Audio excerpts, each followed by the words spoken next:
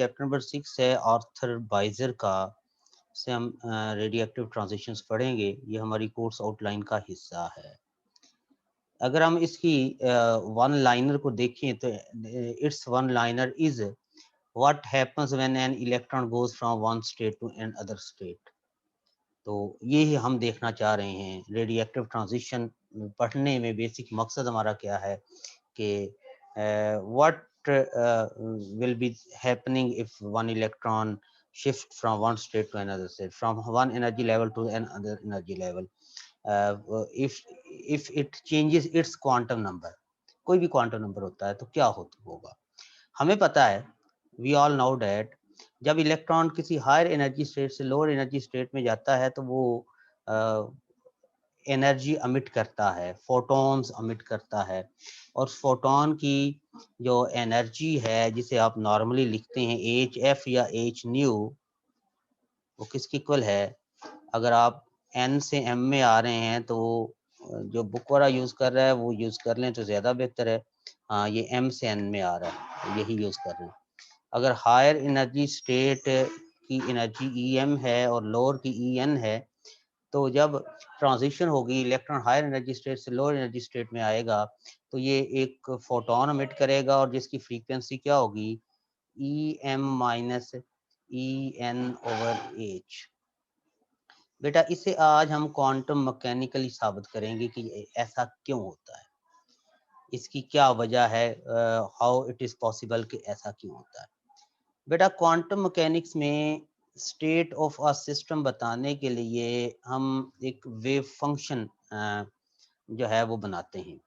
इसे हम wave mechanical model भी कह सकते हैं। कोई वेव फंक्शन हम लोग डिफाइन करते हैं किसी भी पार्टिकल का, किसी भी सिस्टम का, जो उस पार्टिकल की स्टेट को बताता है। तो और अगर मैं वेव नंबर लिखना चाहूँ, साय, जो इसका साय होगा बेटा, साय के दो फंक्शंस होंगे। एक तो जो वेव फंक्शन है साय, ये एक्स टी है, ये फंक्शन है स्पेशियल कोऑर्डिनेट्स का और टाइम कोऑर्डिनेट्स का। अगर मैं इसमें से स्पेशियल कोऑर्डिनेट्स को अलग कर दूं, एक्स को, और टाइम कोऑर्डिनेट को अलग कर दूं, तो इसका जो टाइम कोऑर्डिनेट है साई ऑफ टी, उसे नॉर्मली हम लिखते हैं ई रेस पर माइनस आयोटा ई over H cut into t. ये हमारे पास इसका time coordinate, this is the time coordinate of the wave function. तो किसी भी पार्टिकल की स्टेट को डिफाइन करने के लिए हमें वेव फंक्शन रिक्वायर्ड है। वेव फंक्शन टाइम डिपेंडेंट वाला पार्ट भी होगा, उसमें टाइम इंडिपेंडेंट वाला पार्ट भी होगा, और टाइम डिपेंडेंट वाला पार्ट को हम इस तरह से लिखेंगे। अब इसमें मुख्तलिफ चीज़ें कि अगर हम प्रोबेबिलिटी लेना चाहते हैं कि प्रोबेबिलिटी डेंसिटी हम लोग निकालना चाहते हैं कि पार्टिकल कहाँ पे एग्जिस्ट करने की उसकी कितनी प्रोबेबिलिटी है, तो हम सिंपली क्या करते हैं, साई का साई स्टेरिक ले लेते हैं या सिंपल साई स्केयर ले लेते हैं। इसे हम कहते हैं this one is the probability density. इसी तरह अगर हम लोग एक्सपेक्टेशन वैल्यू लेना चाहते हैं कि मींस किसी भी पार्टिकल के किसी जगह पे पाए जाने के कितने इम्कानात हैं, वो प्रोबेबिलिटी में है। और एक्सपेक्टेशन वैल्यू को हम कह सकते हैं एवरेज वैल्यू। फर्ज किया, एक बड़ी इंपॉर्टेंट बात है यहाँ पे आप लोगों को समझाना ज़रूरी है कि in quantum mechanics we apply any operator on an eigen function या वेव फंक्शन, जिसे आप कह रहे हो, इसे आइगन फंक्शन भी कहते हैं। तो ये हमें इसका एक आइगन वैल्यू देगा और साथ में स्टेट फंक्शन वैसे ही आ जाएगा। इसे हम कहते हैं eigen value equation. Eigen value equation का नाम दिया जाता है ए साई इक्वल्स स्मॉल ए साई। अब अगर ये हमारे पास जो ऑपरेटर है, डिफरेंट ऑपरेटर्स हम यूज करते हैं क्वांटम मैकेनिक्स में। ऑपरेटर हर ऑब्जर्वेबल का कोई ना कोई ऑपरेटर है। जैसे एनर्जी है तो एनर्जी का ऑपरेटर है हैमिल्टोनियन। हैमिल्टोनियन को ऑपरेट करवाओगे तो ये एनर्जी देगा। पोजीशन लेनी है तो पोजीशन ऑपरेटर होगा, ये आपको पोजीशन की वैल्यू देगा। मोमेंटम ऑपरेटर अप्लाई करोगे तो ये आपको मोमेंटम की वैल्यू, जो सा ऑपरेटर अप्लाई करोगे आप वेव फंक्शन के ऊपर, वो आपको उसकी वैल्यू देता जाएगा। ये चीजें बड़ी गौरतलब है और नहीं है, इन्हें आप समझना जो है वो बहुत ज़रूरी है। और इसी तरह अब अगर मैं एक्स की वैल्यू लूँ तो एक्स साय किसकी, एक्स ऑपरेटर है, पोजीशन ऑपरेटर जो मुझे पोजीशन बताएगा पार्टिकल की, इक्वल्स एक्स साय, ये इसके इक्वल होगा। अब अगर लेट्स सपोज कोई पार्टिकल किसी खास एनर्जी लेवल में है, वो किसी खास एनर्जी लेवल में मौजूद है, मींस एन उसका कोई क्वांटम नंबर है, एन एनर्जी लेवल में मौजूद है, तो उस पार्टिकल का जो वेव फंक्शन है, उस वेव फंक्शन को लिखा जा सकता है जस्ट लाइक साई एन, इसका जो स्पेशल कोऑर्डिनेट्स है उसे मैं साई एन, ये दोनों में डिफरेंट है, ई raise power minus iota E N over H cut into t, ये साई एन है। और इसी का अगर मैं कॉम्प्लेक्स कॉन्जुगेट लूं तो साई एन कॉम्प्लेक्स कॉन्जुगेट ई रेस पावर, जब ये आयोटा जो है माइनस है ये प्लस हो जाएगा जब आप इसका कॉम्प्लेक्स कॉन्जुगेट लोगे, E N over H cut into T. अब बात गौर से सुने, जो मैं अभी एक्सपेक्टेशन वैल्यू की बात कर रहा हूँ, मैंने कहा कि अगर आपने पोजीशन फाइंड आउट करना है तो पोजीशन ऑपरेटर अप्लाई करोगे, पोजीशन फाइंड आउट हो जाएगी। लेकिन अगर आपने एक्सपेक्टेशन वैल्यू या एवरेज वैल्यू ऑफ पोजीशन जिसे हम कहते हैं ये फाइंड आउट करना है, तो इसका तरीकाकार क्या है? इसका तरीकाकार है कि psi asterisk X psi D X, और यहाँ पे इंटीग्रेट करने के कितने लिमिट से कितने लिमिट तक आप जाना चाहते हैं, मैं माइनस इन्फिनिटी से प्लस इन्फिनिटी तक चला जाता हूँ लेट्स सपोज। तो ये आपको एक्सपेक्टेशन वैल्यू देगा। एक्सपेक्टेशन वैल्यू हमें बताएगा कि जो इलेक्ट्रॉन है उसका इस एन में, ये जो एन है ये उसके एवरेज वैल्यू क्या है, और वो एक्स की किस वैल्यू के लिए वो ज्यादा उसके लिए परमिसिबल है, जहां कहाँ पे वो ज्यादा टाइम के लिए रहेगा। और अगर मैं इसकी एक्सपेक्टेशन वैल्यू लूं, जरा गौर कीजिएगा, तो इसकी एक्सपेक्टेशन वैल्यू लूं तो ये साई स्टेरिक क्या बनेगा, साई एन, ये रियल पार्ट था, इसका कॉम्प्लेक्स कॉन्जुगेट भी लोगे तो साई एन ही आएगा, एन ही हो, psi N asterisk X, X की वैल्यू एक्स ही होती है, इनटू साई, ये बिल्कुल उसी तरह। अब ये मल्टीप्लाई हो जाएंगे, ये वाला तो यहाँ पे, ये भी तो हम ये फैक्टर्स मल्टीप्लाई कर रहे थे ना, ये वाले फैक्टर जब मल्टीप्लाई होंगे, जरा गौर कीजिएगा इस पे, ये बड़ी इंपॉर्टेंट बात है। ई रेस पर iota E N over H cut और ई रेस पर minus iota E N over H cut, जब दोनों ई से मल्टीप्लाई होगा तो ये दोनों पावर्स एडअप हो जाएंगी, ई रेस पर जीरो आएगा और ई रेस पर जीरो वन होता है। तो हम इसे simply this can be written as D X. Minute का टाइम दीजिए मुझे, सॉरी बेटा। तो हमारे पास जो एक्सपेक्टेशन वैल्यू आई वो कुछ ये आई। अब इसमें अगर हम लोग देखें तो ये जो साय एन वाला पोर्शन है ना, ये टाइम इंडिपेंडेंट है, टाइम डिपेंडेंट नहीं है। टाइम डिपेंडेंट वाला पोर्शन ई रेस पावर जीरो हो गया था और E raise power zero one होता है, उसे लिखने की जरूरत नहीं है। लिहाजा अगर हम लोग देखें तो इसकी जो एवरेज वैल्यू या एक्सपेक्टेशन वैल्यू हम कहते हैं, एक्सपेक्टेशन वैल्यू या फिर एवरेज वैल्यू आप कह सकते हैं, क्लासिकल फिजिक्स की अगर हम लोग बात करें, इट्स एक्सपेक्टेशन वैल्यू और एवरेज वैल्यू वो कांस्टेंट हो जाएगी, क्योंकि ये टाइम के लिहाज से साई एन और साई एन स्टैटिक जो है वो चेंज नहीं होगा। तो बेटा हमारे पास ये एक्सपेक्टेशन वैल्यू कुछ ये वाली वैल्यू आई और ये एक कांस्टेंट वैल्यू है। इट मींस कि जब तक ये वाला हमारा इलेक्ट्रॉन किसी एनर्जी स्टेट जिसका क्वांटम नंबर n है उसमें रहेगा, तो ये इसमें कोई ऑसिलेशन नहीं होगी। और जब तक इलेक्ट्रॉन, क्योंकि एक चार्ज पार्टिकल है और चार्ज पार्टिकल की जब तक ऑसिलेशन नहीं होती, चार्ज पार्टिकल कोई इलेक्ट्रोमैग्नेटिक रेडिएशन अमिट नहीं करता और वो कोई इलेक्ट्रोमैग्नेटिक रेडिएशन अमिट नहीं करेगा। तो ये हमें क्लासिकल फिजिक्स बताती है। तो क्वांटम मैकेनिक्स से हमें पता चला कि जब तक इलेक्ट्रॉन एक स्पेसिफिक ऑर्बिट में मौजूद है, उसका एक्सपेक्टेशन वैल्यू कांस्टेंट है, it will not move anywhere, कोई ऑसिलेशन इसमें नहीं होगी, और अगर ऑसिलेशन नहीं होगी तो ये इलेक्ट्रोमैग्नेटिक रेडिएशंस अमिट नहीं करेगा। तो ये यहाँ पर कैलकुलेशंस मौजूद हैं। अब अगर हम लोग देखें कि अगर ये ट्रांजिशन हो रही हो देन क्या होगा, ये अब बड़ी इंपॉर्टेंट बात है। अब था ये, पहले था कि ये सिर्फ किसी एनर्जी स्टेट n में है, अब ये किसी एनर्जी स्टेट n से m में चला जाए या m से n में चला जाए, तो अब जो इसका कंबाइंड वेव फंक्शन होगा वो दोनों का सुपरपोजिशन होगा, साई n भी होगा और साई m भी होगा।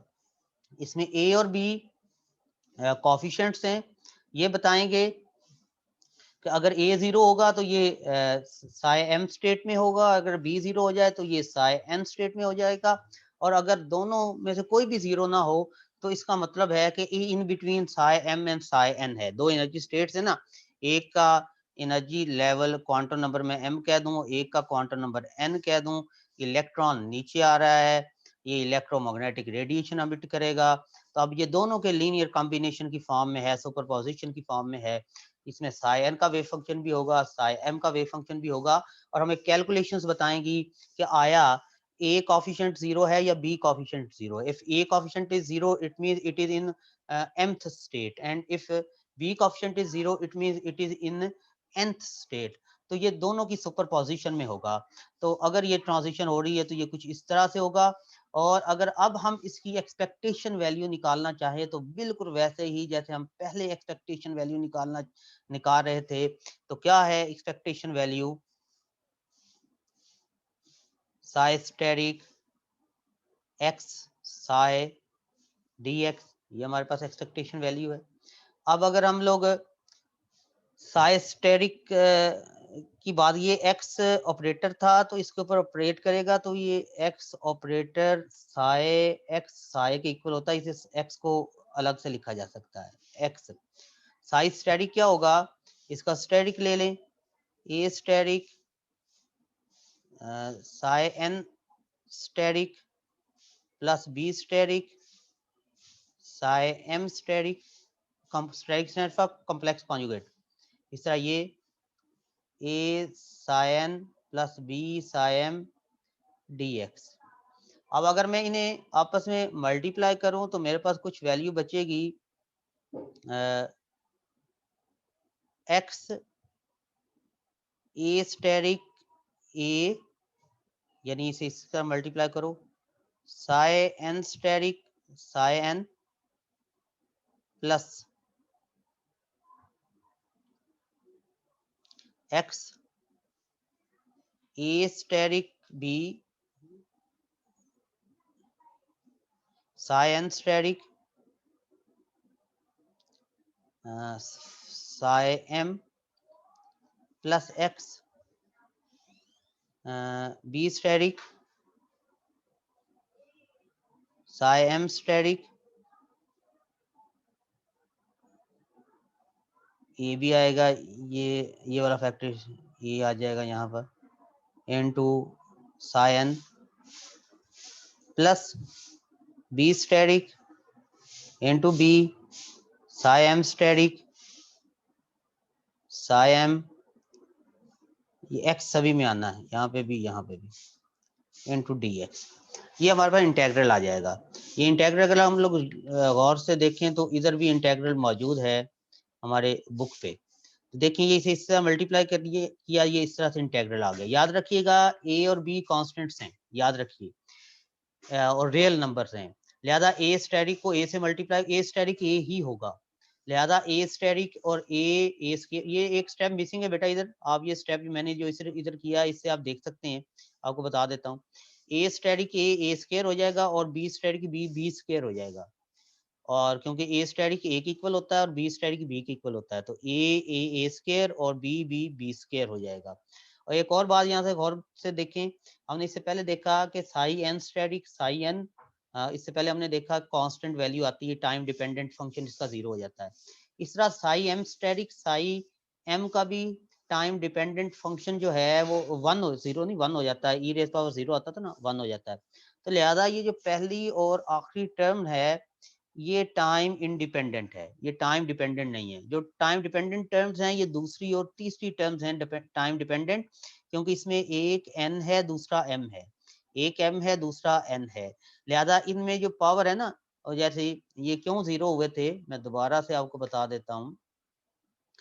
इनके जीरो होने की वजह ये थी कि हमने साई n को लिखा था साई n ई रेस पर minus iota E N over H cut into T, और जब हम इसका स्टेरिक लेते थे तो psi N asterisk E raise पर iota E N over H cut into T, जब हम मल्टीप्लाई करते थे ना साई एन स्टेरिक, तो ये psi N asterisk psi N ये ऐसे, ये जब इन्हें मल्टीप्लाई करते तो ई रेस पावर 0 आ जाता था, तो ये 1 हो जाता था।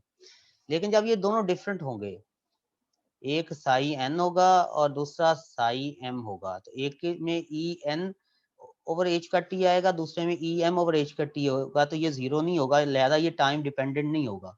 तो टर्म जो टाइम डिपेंडेंट हुई वो पहली है और आखिरी है।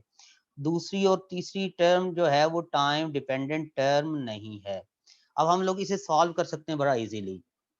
ये ए स्क्वायर एज इट इज बाहर आ जाएगा, ये वाला फैक्टर आएगा। इस तरह यहाँ से बी स्क्वायर बाहर आ जाएगा, तो ये वाला फैक्टर आ जाएगा। पीछे टर्म्स हमारे पास बच जाएंगी, term number second and term number 4। जरा गौर कीजिएगा इन्हें कैसे लिखना है, आप खुद भी लिख सकते हैं। हमें पता है ई रेस पर आयोटा थीटा किसकी इक्वल होता है, cos theta plus iota sine theta, ऐसे ही होता है, बेसिक मैथमेटिक्स है। और ई रेस पर माइनस आयोटा थीटा क्या होता है, cos theta minus iota sine theta. अब जरा गौर कीजिएगा इस टर्म पे, ये जो सेकंड और थर्ड टर्म है ये क्या है कि x phi M asterisk psi N asterisk psi N, ये टाइम इंडिपेंडेंट पार्ट है जो यहाँ पे लिखा हुआ है। पीछे हमारे पास क्या रह जाएगा, एक्सपोनेंशियल ई रेस पावर, इसे गौर से सुन लें, अगर कहीं पे नोट करना है तो कर लें। Exponential E raise power iota common आ जाएगा, E M minus E N over H cut into T. मैं लिख देता हूँ बेटा, वैसे ये लिखना थोड़ा सा होता है। सेकंड टर्म जो थी हमारे पास टर्म थी क्या, ये टर्म थी हाँ x b asterisk a asterisk, चले ऐसे आ गया, ये x psi M asterisk psi n, x psi M asterisk psi n e raise power iota common आ गया, e M over H cut minus E N over H cut common दोनों का इकट्ठा ले लो इनटू टी, ये बन जाएगा। अब यहाँ पे लॉ लग सकता है, आयोटा थीटा क्या होगा, cos theta minus iota plus iota sine theta. और जो दूसरी टर्म है उसमें नेगेटिव भी कॉमन आ जाएगा, जो तीसरी टर्म है, तो माइनस आयोटा थीटा क्या होगा, cos theta minus iota sine theta. बेटा ये दोनों वैल्यूज यहाँ पे लिखेंगे इन इक्वेशंस के लिहाज से, तो हमारे पास ये इक्वेशन बनेगी ना, ई रेस पर iota E M minus E N over H cut, तो क्या होगा cos E M minus E N over H cut into T. Integral सिर्फ एक्स का है, तो लिहाजा टी वाला फैक्टर बाहर आ जाएगा, और दूसरा फैक्टर जो है वो साइन में आ जाएगा। तो इसी तरह ये दूसरी और तीसरी टर्म को लिखेंगे, तो हमारे पास जो रिजल्टेंट दूसरी और तीसरी टर्म का जो पहली और आखिरी को नहीं देख रहा, पहली तो आखिरी वैसे ही टाइम इंडिपेंडेंट है, दूसरी और तीसरी टर्म को मैं देख रहा हूँ, तो मेरे पास जो दूसरी और तीसरी टर्म का सम है वो कुछ ये बनेगा। इसे आप ये दोनों लॉज लगाते हुए कर भी सकते हैं। अब इसमें जो रियल पार्ट है आयोटा के बगैर वाला, वो ये वाला रियल पार्ट है। इस रियल पार्ट को अगर मैं लूं तो इस रियल पार्ट का जो कॉफिशिएंट है वो क्या बनेगा, कॉज ई एम माइनस ई एन इंटू टी। कॉज यानी ये कॉम्प्लेक्स नंबर बनाना, कॉम्प्लेक्स नंबर का मैंने रियल पार्ट ले लिया, रियल पार्ट ये वाला था, ये जिसे मैंने हाईलाइट किया हुआ है। उस रियल पार्ट का कॉफिशिएंट कुछ ये है, क्या है, cos E M minus E N over H cut into T. ये टाइम डिपेंडेंट है, ये दूसरा पार्ट तो टाइम डिपेंडेंट है, इसे हम जो टाइम इंडिपेंडेंट है उसे तो हम कंसीडर ही नहीं कर रहे, पहले से ही बात कर रहे हैं। अब देखें तो इस कॉज को लिखा जा सकता है, जो एच कट होता है ना, ये एच नहीं है, ये एच कट है। एच कट होता है एच ओवर 2 पाई, ये 2 पाई ऊपर चला जाएगा, cos 2 pi e M minus E N over H. तो मैं लिख सकता हूँ cos 2 pi e M minus E N over h. ये फ्रीक्वेंसी के यूनिट्स बनेंगे, ई इक्वल एच एफ होता है ना, ये एच न्यू, तो ई ओवर एच फ्रीक्वेंसी होगा। तो फ्रीक्वेंसी की वैल्यू क्या बनी हमारे पास, e M minus E N over h, जिसे मैं क्या लिख लूंगा, न्यू टी। तो मुझे पता चला कि जो हम क्लासिकली कह रहे थे कि न्यू की वैल्यू क्या आएगी, E M minus E M over H, तो वही हमने क्वांटम मैकेनिक्स से भी डिड्यूस कर ली वैल्यू। बेटा this is very much important article, very much important lecture, क्योंकि इसमें फर्स्ट टाइम आपने श्रोडिंगर वेव इक्वेशन लिखना सीखी, एक्सपेक्टेशन वैल्यूज निकालना सीखी, ऑपरेटर्स देखिए कैसे ऑपरेट करते हैं, और हमने इसमें में साबित किया कि जो क्वांटम मैकेनिक्स में हमने फ्रीक्वेंसी निकाली है वो क्लासिकल मैकेनिक्स की फ्रीक्वेंसी के इक्वल है। ये जो रिकॉर्डेड लेक्चर है ये भी मैं आपसे शेयर कर दूंगा, और ये बुक भी आपसे शेयर कर दूंगा, लेकिन इस पे बेटा आपने मेहनत करनी है। अगर आज आप इस पे नहीं काम करेंगे तो ये आपसे चीजें नहीं होगी। कोई क्वेश्चन है तो आप पूछ सकते हैं।